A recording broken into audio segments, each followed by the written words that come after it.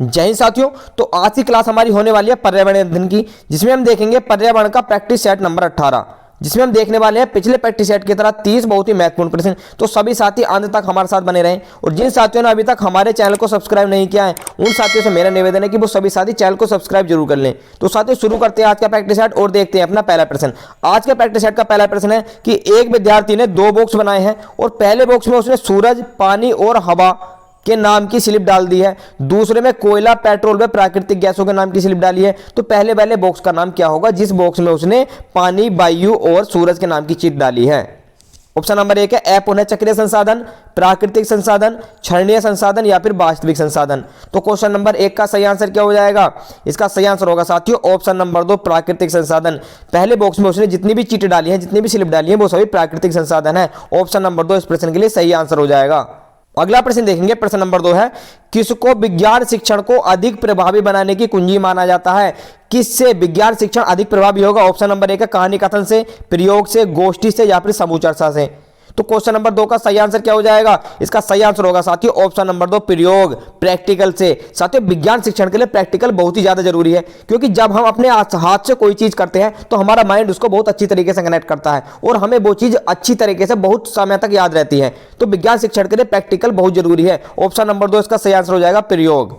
अगला प्रश्न देखेंगे, प्रश्न नंबर 3 आज के प्रैक्टिस सेट का, निम्न में से कौन सी परिघटना कक्षा में प्रदर्शित नहीं की जा सकती है? वो कौन सी परिघटना है जो कक्षा में प्रदर्शित नहीं की जा सकती है? ऑप्शन नंबर 1 बाष्प बिंदु निर्माण, बर्फ निर्माण, कोहरे का निर्माण या फिर बर्फ से तरल का निर्माण। आइए समझते हैं एक एक करके ऑप्शंस को। साथियों बाष्प बिंदु निर्माण हम कक्षा में प्रदर्शित करके दिखा सकते हैं। दूसरे नंबर आता है बर्फ निर्माण, ये भी आसानी से बन जाएगी। तीसरे नंबर पर आता है हमारा कोहरा निर्माण, तो कोहरे का निर्माण हम कक्षा में नहीं कर सकते हैं। इसके लिए साथियों हमें धुएं और बहुत कम तापमान की आवश्यकता होती है। अगला आता है बर्फ से तरल का निर्माण, ये भी हम कर सकते हैं। तो क्वेश्चन नंबर 3 का सही आंसर हो जाएगा ऑप्शन नंबर 3 कोहरे का निर्माण। ऑप्शन नंबर 3 इस प्रश्न के लिए सही आंसर हो जाएगा।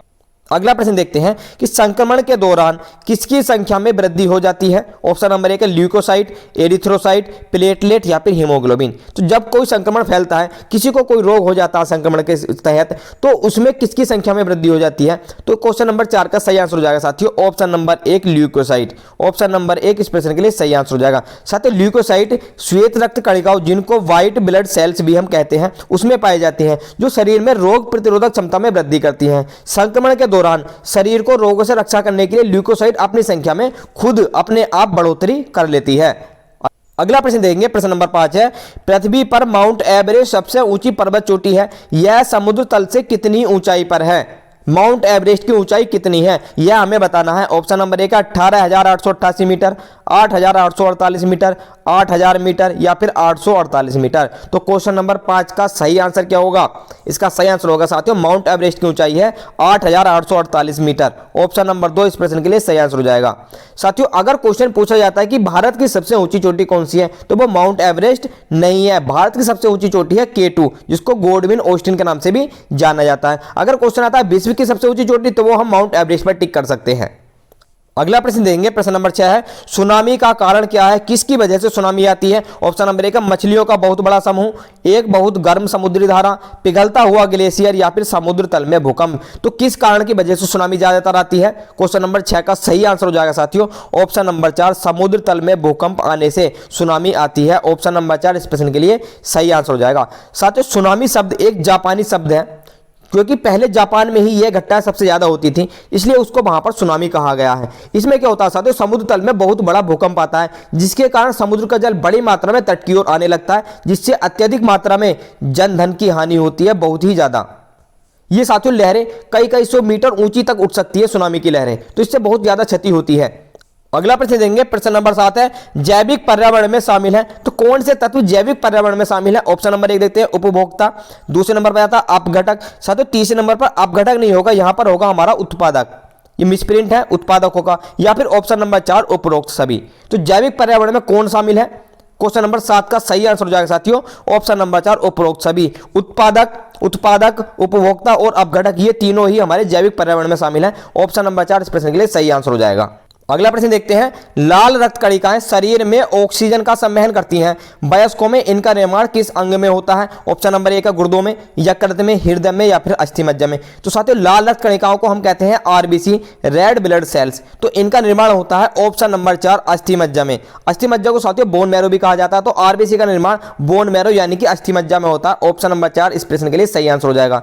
साथियों आरबीसी की औसतन आयु होती है 120 दिन। 120 दिन तक यह कोशिकाएं जीवित रहती हैं और इनकी कोशिकाओं में केंद्रक नहीं पाया जाता है। लाल रक्त कणिकाओं की कोशिकाओं में साथियों केंद्रक नहीं पाया जाता है, इस बात का आपको ध्यान रखना है। इसमें एक अपवाद है, ऊंट एक जीव ऐसा है जिसकी कोशिकाओं में केंद्रक पाया जाता है आरबीसी की, बाकी किसी भी जीव जंतु की कोशिका में केंद्रक नहीं पाया जाता है। अगला प्रश्न देखेंगे, प्रश्न नंबर 9 है आज के प्रैक्टिस सेट का। मिथिला लोक चित्रकला किसका दूसरा लोकप्रिय नाम है? मिथिला लोक चित्रकला को किस दूसरे नाम से जानते हैं? ऑप्शन नंबर ए का मांडना, वारली, मधुबनी या फिर अल्पना। तो क्वेश्चन नंबर 9 का सही आंसर क्या हो जाएगा? इसका सही आंसर हो जाएगा साथियों मधुबनी। मिथिला लोक चित्रकला को मधुबनी के नाम से भी जाना जाता है। ऑप्शन नंबर 3 इस प्रश्न के लिए सही आंसर हो जाएगा। साथियों यह चित्रकला नेपाल में बहुप्रसिद्ध है। नेपाल में यह चित्रकला बहुत ही ज़्यादा प्रसिद्ध है। और अगर भारत की बात करें तो यह चित्रकला साथियों बिहार राज्य में पाई जाती है थोड़ी बहुत। अगला प्रश्न देखेंगे, प्रश्न नंबर 10 आज के प्रैक्टिस सेट का। कोंकण रेल सीधे जोड़ती है, कोंकण रेल किसको किससे जोड़ती है? ऑप्शन नंबर ए का कोची और गोवा को, मंगलोर और मुंबई को, कोलम और कोझिकोड को या फिर अल्पुजा और मंगलोर को। तो क्वेश्चन नंबर 10 का सही आंसर क्या हो जाएगा? इसका सही आंसर हो जाएगा साथियों ऑप्शन नंबर 2, मंगलोर और मुंबई को कोंकण रेल सीधे जोड़ती है। ऑप्शन नंबर 2 इस प्रश्न के लिए सही आंसर हो जाएगा।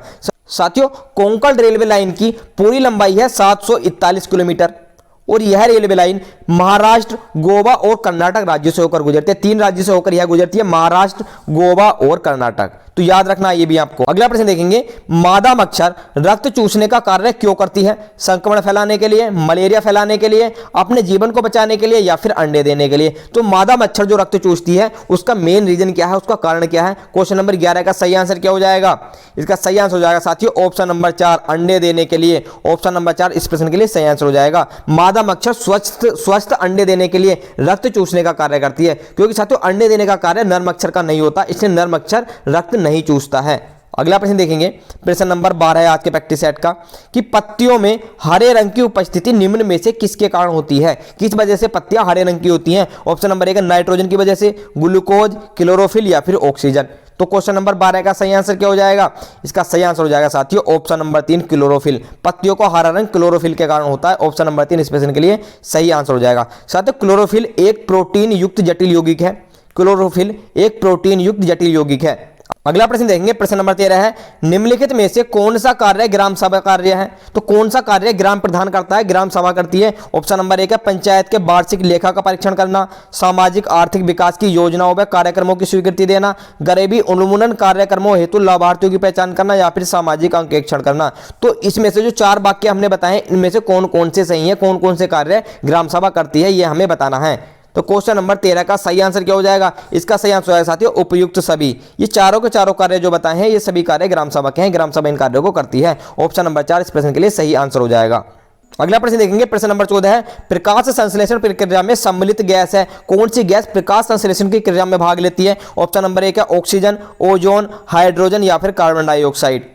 तो साथियों क्वेश्चन नंबर 14 का सही आंसर क्या हो जाएगा? इसका सही आंसर हो जाएगा option number 4 carbon dioxide gas. Option number 4 इस प्रश्न के लिए सही आंसर हो जाएगा। साथियों प्रकाश संश्लेषण एक जैव रासायनिक प्रक्रिया होती है और इस प्रक्रिया में पौधे अपना भोजन का निर्माण करते हैं। प्रकाश संश्लेषण की क्रिया के द्वारा पौधे अपना भोजन बनाते हैं। पौधे वायुमंडल में उपस्थित CO2 कार्बन डाइऑक्साइड गैस को ग्रहण करते हैं तथा ऑक्सीजन गैस को इस क्रिया में मुक्त करते हैं।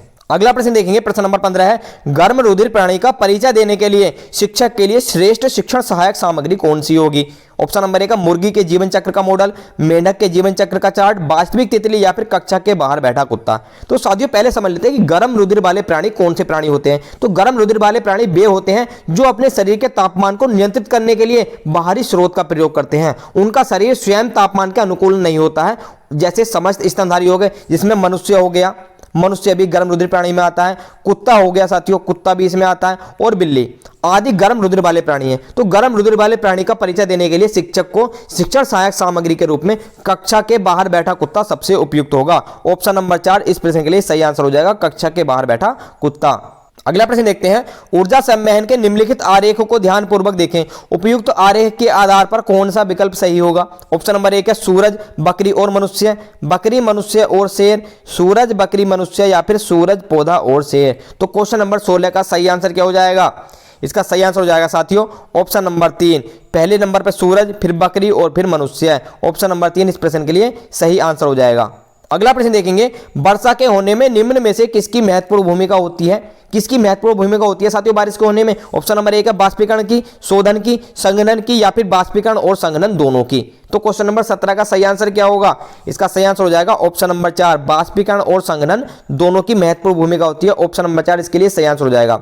छात्रों समझते हैं कि बाष्पीकरण और संघनन होता क्या है। जल चक्र में समुद्र और नदियों से जल बाष्पीकृत होकर ऊपर उठ जाता है और ऊपर टेम्परेचर कम होने की वजह से वो जल संघनित होकर बारिश की बूंदों के रूप में पुनः पृथ्वी पर लौट आता है, जिसको हम वर्षा कहते हैं। तो वर्षा के होने में इन दोनों की महत्वपूर्ण भूमिका होती है, बाष्पीकरण और संघनन की।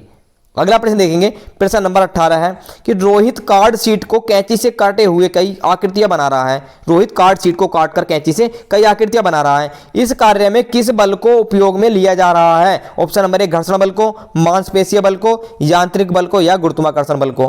तो क्वेश्चन नंबर 18 का सही आंसर क्या हो जाएगा। इसका सही आंसर हो जाएगा साथियों ऑप्शन नंबर 3 यांत्रिक बल को, कि वह कैंची से काट रहा है, एक यंत्र से काट रहा है, तो इसमें होगा यांत्रिक बल का उपयोग। ऑप्शन नंबर 3 इस प्रश्न के लिए सही आंसर हो जाएगा। अगला प्रश्न देखेंगे, निम्न में से कौन सा कथन गलत है। हमें गलत कथन की पहचान करनी है। पहला ऑप्शन हो जाता है हमारा चावल वानस्पतिक तेल का अच्छा स्रोत है। दूसरा है क्विनीन, जिसको क्लोरोक्विन भी कहा जाता है, जो कि एक मलेरिया की औषधि है, सिनकोना नामक पौधे से प्राप्त होती है। तीसरा, दालों में प्रोटीन प्रचुर मात्रा में पाया जाता है। हरी सब्जियां विटामिन एवं खनिज लवणों का अच्छा स्रोत है। तो आइए समझते हैं एक एक करके। तो हरी सब्जियां विटामिन एवं खनिज लवणों का अच्छा स्रोत है, ये बिल्कुल सही बात है। तीसरा नंबर देखें, दालों में प्रोटीन प्रचुर मात्रा में पाया जाता है, ये भी सही है कि दालों में प्रोटीन सर्वाधिक मात्रा में पाया जाता है। क्लोरोक्विन एक मलेरिया औषधि है और सिनकोना नामक से यह प्राप्त होती है, ये भी हम कई प्रैक्टिस सेट में कर चुके हैं, ये भी सही है। तो ऑप्शन नंबर 1 ही गलत है, यही हमारे प्रश्न का सही आंसर हो जाएगा कि चावल वानस्पतिक तेल का अच्छा स्रोत है, यह बात गलत है। अगला प्रश्न देखेंगे, प्रश्न नंबर 20 है आज के प्रैक्टिस सेट का, कि रसोई घर में अग्नि से सुरक्षात्मक उपाय के रूप में क्या अपनाया जाना चाहिए। कि रसोई घर में आग लग सकती है, इसकी सुरक्षा के क्या क्या उपाय करने चाहिए। ऑप्शन नंबर 1 अग्निशामक यंत्र, प्राथमिक चिकित्सा मंजूषा, अग्निरोधक प्रणाली, या फिर अग्नि रहित यंत्र, कि हम अग्नि रहित यंत्र ही यूज करें रसोई में। तो ऐसा तो हो नहीं सकता कि रसोई में अग्नि रहित यंत्र यूज हो। तो क्वेश्चन नंबर 20 का सही आंसर क्या हो जाएगा। इसका सही आंसर हो जाएगा साथियों ऑप्शन नंबर 1 अग्निशामक यंत्र। ऑप्शन नंबर 1 इस प्रश्न के लिए सही आंसर हो जाएगा। यह यंत्र आपने देखा होगा, यह यंत्र आपको पेट्रोल पंप पर देखने के लिए मिल जाएगा। यह यंत्र बेलनाकार लोहे का सिलेंडर होता है, जिसमें CO2 तथा नाइट्रोजन गैस भरी होती है। CO2 गैस तथा नाइट्रोजन गैस बहुत कम प्रेशर करके उसको संपीड़ित करके इसमें भरी हुई होती है। अगला प्रश्न देखेंगे, एक अध्यापक मेधा पाटेकर व अमृता देवी बिश्नोई के योगदान पर बोल रहा है, क्योंकि ऑप्शन नंबर 1 दोनों महिला सशक्तिकरण आंदोलन से संबंध है, दोनों ने महिला सशक्तिकरण का आंदोलन चलाया था, या फिर दोनों का संबंध जल संरक्षण के आंदोलन से है, दोनों के आंदोलन पर्यावरणीय मुद्दों पर है, या फिर दोनों ने चिपको आंदोलन को आगे बढ़ाया है। तो क्वेश्चन नंबर 21 का सही आंसर क्या हो जाएगा। इसका सही आंसर होगा साथियों ऑप्शन नंबर 3 दोनों के आंदोलन पर्यावरणीय मुद्दों पर आधारित है। ऑप्शन नंबर 3 इस प्रश्न के लिए सही आंसर हो जाएगा। साथियों आपको पता भी होगा कि मेधा पाटेकर ने नर्मदा बचाओ आंदोलन की शुरुआत की थी। नर्मदा बचाओ आंदोलन की शुरुआत किसने की थी, ये की थी मेधा पाटेकर ने। तो ये क्वेश्चन यहाँ से ये भी बन सकता है। और साथियों अमृता देवी बिश्नोई भी पर्यावरण को बचाने के लिए, पेड़ों को न काटने के लिए इन्होंने एक अभियान चलाया था। तो दोनों के मुद्दे पर्यावरणीय मुद्दों पर आधारित हैं।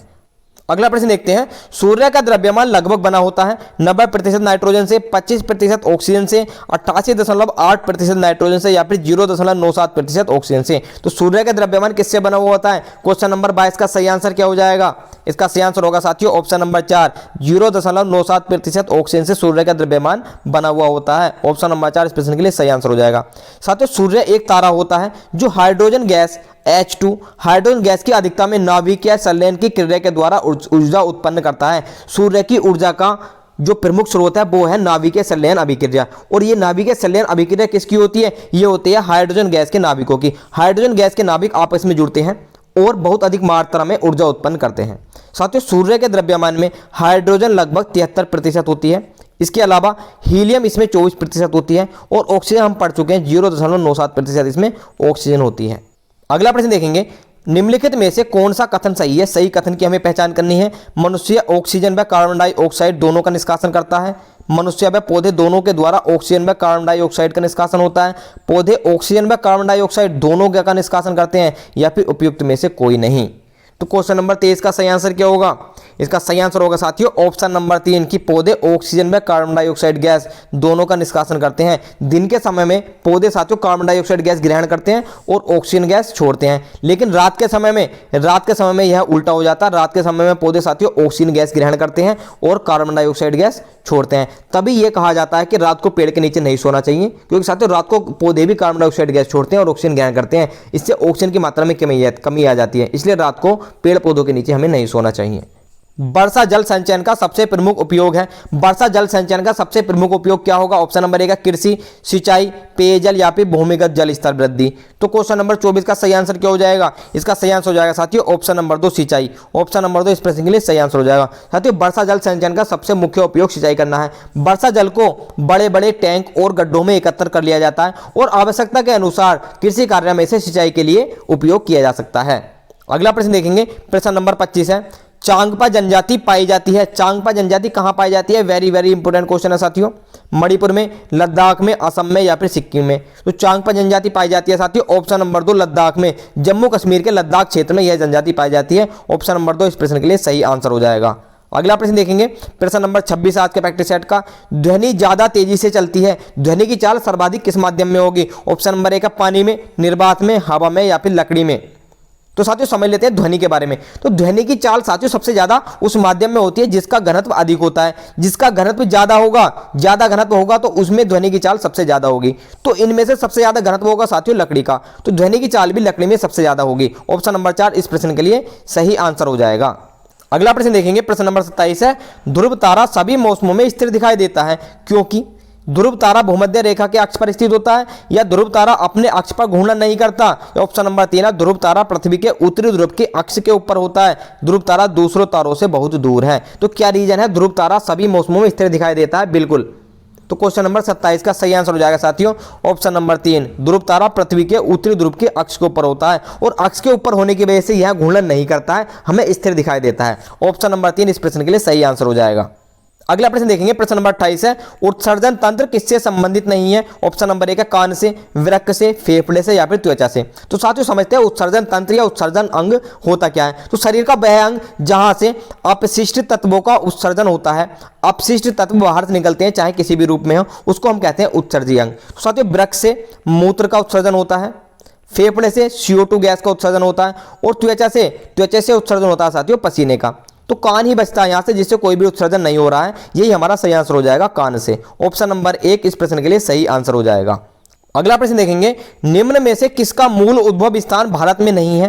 केला, आम, नारियल, स्ट्रॉबेरी। तो कौन भारत में उत्पादित नहीं किया जाता है? क्वेश्चन नंबर 29 का सही आंसर क्या हो जाएगा? इसका सही आंसर हो जाएगा साथियों option number 4 strawberry. Option number 4 इस प्रश्न के लिए सही आंसर हो जाएगा। साथियों स्ट्रॉबेरी का उद्भव स्थान यूरोप में है, स्ट्रॉबेरी का उद्भव स्थान है यूरोप। और साथियों यह सर्वप्रथम 1750 ईस्वी में, इसका उत्पादन सर्वप्रथम 1750 ईस्वी में फ्रांस में किया गया था। स्ट्रॉबेरी का सबसे पहले जो उत्पादन किया गया था 1750 में फ्रांस में किया गया था। अगला प्रश्न देखेंगे, प्रश्न नंबर 30 आज के प्रैक्टिस सेट का और लास्ट प्रश्न है, निम्न में से कौन सी गैस वायुमंडल के तापमान को बढ़ाने में उत्तरदायी मानी जाती है? तो किसकी वजह से वायुमंडल का तापमान बढ़ रहा है, पृथ्वी के तापमान में वृद्धि हो रही है, यानी कि ग्लोबल वार्मिंग की समस्या आ रही है, उस गैस का नाम हमें बताना है। ऑप्शन नंबर 1 है helium, hydrogen, carbon dioxide, radon. तो साथियों क्वेश्चन नंबर 30 का आंसर आपको कमेंट में टाइप करके हमें बताना है कि कौन सी गैस की वजह से ग्रीन हाउस इफेक्ट होता है। ग्रीन हाउस गैस का नाम ही हमें इसमें बताना है। तो साथियों आज के लिए इतना ही, ये थे हमारे 30 बहुत ही महत्वपूर्ण प्रश्न। तो जो भी साथी अंत तक बने रहे हैं उनका बहुत बहुत धन्यवाद, और जिन साथियों ने अभी तक हमारे चैनल को सब्सक्राइब नहीं किया है तो वो सभी साथी चैनल को सब्सक्राइब जरूर कर दे।